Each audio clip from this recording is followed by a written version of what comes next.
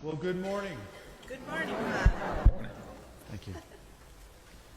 So there's a story about a couple from Minnesota, and they were experiencing a very cold and dreary winter, and so they decided, well, why don't we come down to Florida to experience some good weather?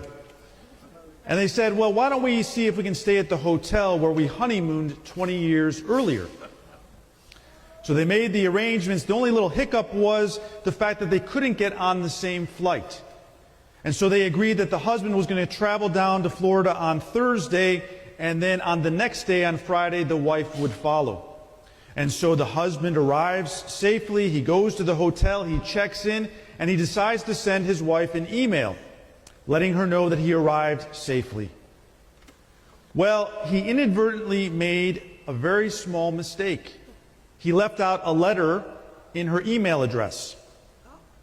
So this email went to somebody else. Now, the recipient of the email was a woman in Houston, Texas, who earlier that morning had buried her husband. Her husband was a minister.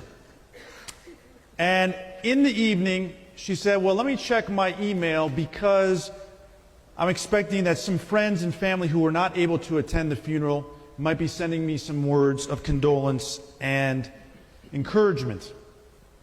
Well, needless to say, when she opened up the first email, she fainted.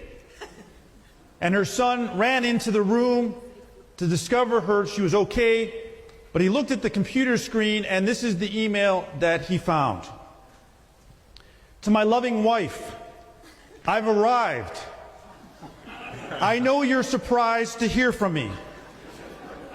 They have computers here now, and you are allowed to send emails to your loved ones.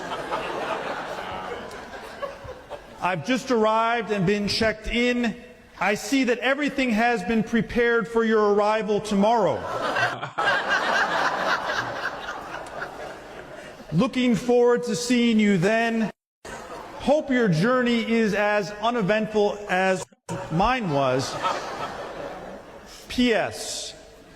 It sure is hot down here.